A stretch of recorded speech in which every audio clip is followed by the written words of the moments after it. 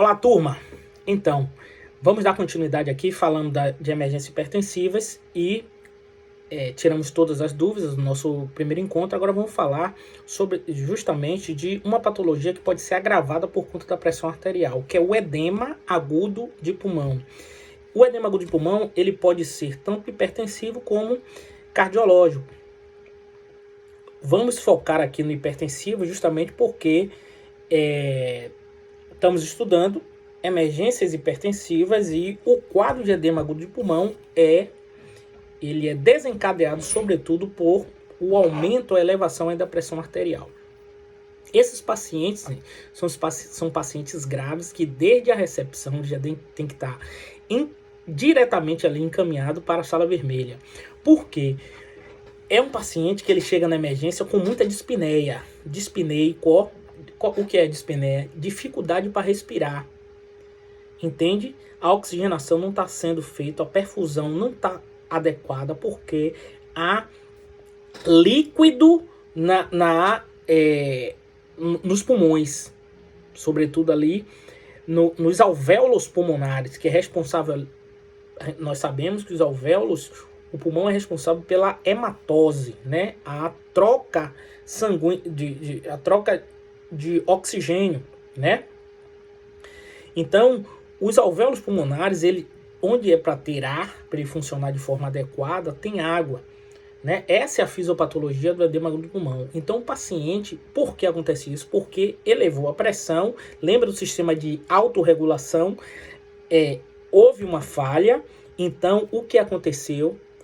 Órgãos alvos foram atingidos.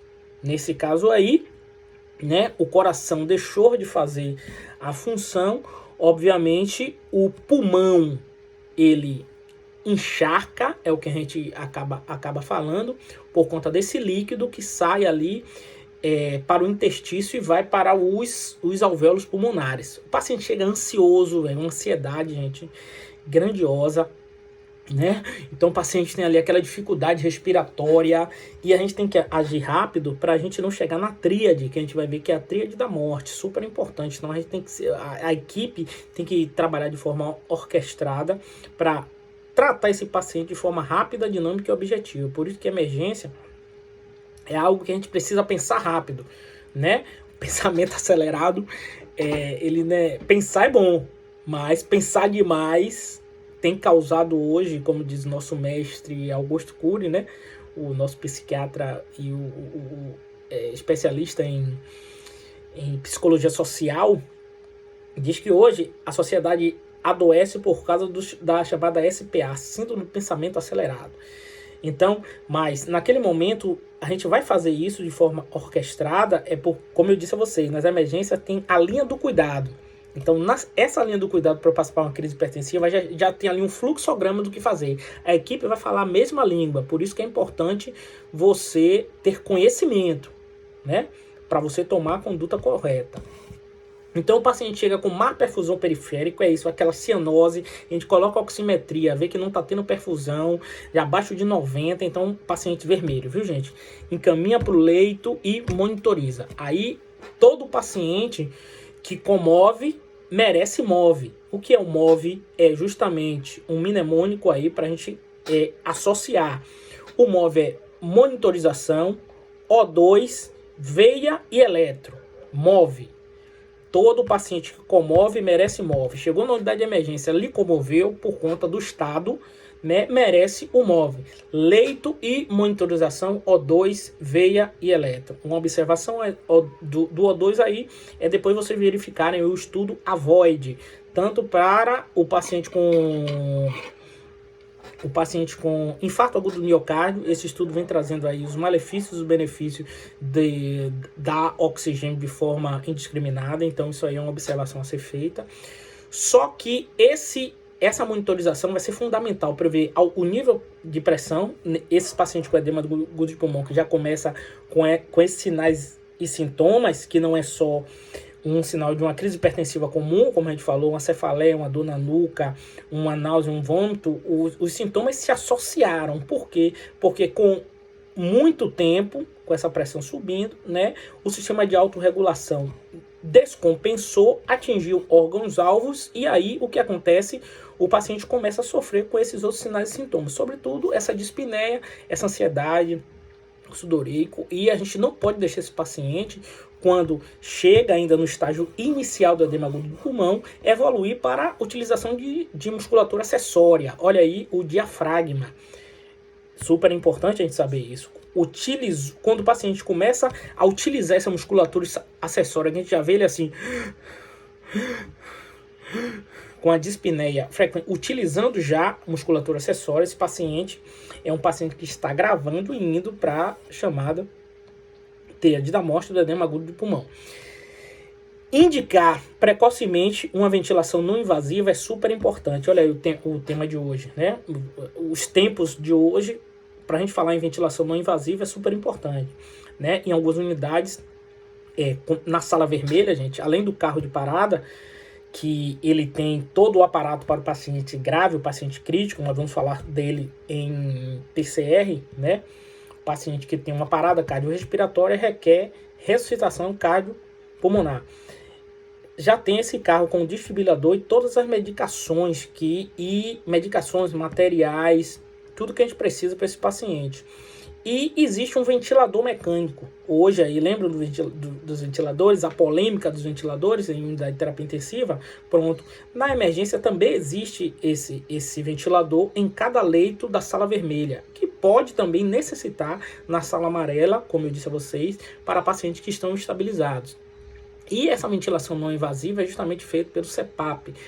Quem instala, muitas das vezes a gente vai precisar aí da presença de mais um ente da equipe multidisciplinar, que é a fisioterapia, que vai intervir nesse momento para instalar, manusear o ventilador e fazer essa ventilação não invasiva, né? Porque a ventilação invasiva é feita através do tubo orotraqueal, que é feito pela intubação orotraqueal, que é de competência exclusiva do médico. Neste momento, se a gente se antecipar e fazer logo de forma rápida, dinâmica e objetiva essa ventilação, ou até fornecer um oxigênio a esse paciente, que não seja pelo CPAP, até por uma máscara de Venturi ou uma réia inalante, é super importante. Se assim a saturação periférica de oxigênio através da minha oximetria, que eu instalei logo no móvel, lembra no monitor, se não elevar a saturação periférica de oxigênio baixar aí de 90, a gente já tem que ligar o sinal de alerta e ver a possibilidade de instalar logo esse CPAP para aumentar a chance desse paciente não evoluir para a utilização de musculatura acessória, né? Juntamente com o arsenal medicamentoso, que é super importante. A gente vai citar os nomes aqui, mas como a enfermagem que está diretamente ligada com isso, a gente vai falar e não vai se apegar à dose, porque falar de dose, gente, é muito fácil.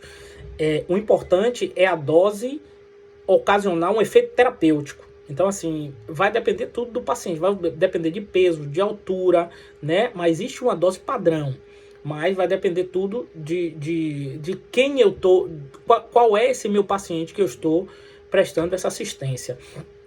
Ou seja, e neste momento eu preciso, além de fazer esse MOV, já pedir exames complementares. Eu preciso fazer um raio-x também, é importante, justamente para eu ver como está a minha área, né, torácica ali, ver como está, como eu disse a vocês, pulmão, como ver coração, para justamente distinguir aí se eu estou diante de um edema agudo do pulmão hipertensivo ou cardiológico, um eletrocardiograma para ver a importância, né? E uma gasometria arterial. O que é isso? Eu preciso ver os gases da artéria para ver se o paciente está evoluindo. Geralmente esse paciente, por estar com dispneia, já vai evoluir para uma acidose respiratória, né? O que é isso, professor? Acidose respiratória. Na gasometria arterial nós temos 3 elementos super importantes que a gente precisa analisar: o pH, o dióxido de carbono e o bicarbonato de sódio. Toda vez que houver alteração do dióxido de carbono, né, o gás carbônico, anhídrico carbônico, eu estou diante de uma alteração nos pulmões, Então, se eu estou diante de uma dispneia, o paciente está com dificuldade de respirar, ele está retendo dióxido de carbono. Isso não é bom. Isso não é bom, eu posso estar diante de um paciente com uma acidose respiratória. E pedir exames gerais, se for necessário, até um ecocardiograma, que hoje, em grandes unidades, hoje já tem esse ecocardiograma que eu faço beira-leito na unidade de emergência. Eu não preciso ir para deslocar o paciente, porque esse transporte também tem que ser feito de forma muito bem pensada e estruturada, né? Então eu trago esse ecocardiograma para fazer beira-leito ali, para ver se tem alguma alteração cardíaca. E qual é o arsenal terapêutico que a gente deve utilizar aqui? Super importante. A morfina, para reduzir a pré-carga, que é um opioide. A morfina, ele é um opioide que vai aliviar essa dor, né, e a pré-carga ventricular, para o ventrículo não ejetar sangue e o paciente diminuir essa angústia, essa falta de ar que ele vem desenvolvendo aí.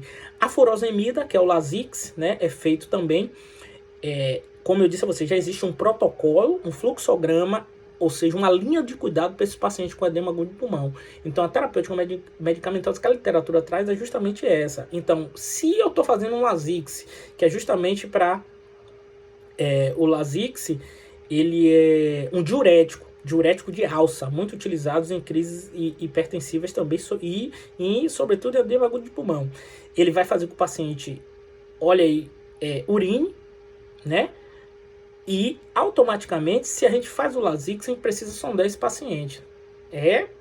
Uma coisa vai puxando a outra, porque senão vai levar um estresse grande ao paciente, toda vai ser trocado, a urina ali vai promover um ambiente favorável à bacteremia, vai ser um ambiente que o paciente vai ficar incomodado, toda hora trocando fralda, vai ser um retrabalho para a equipe de enfermagem. Então, sonda esse paciente para a gente também fazer ali o controle hídrico do que a gente está ofertando e, obviamente, do que o paciente está eliminando.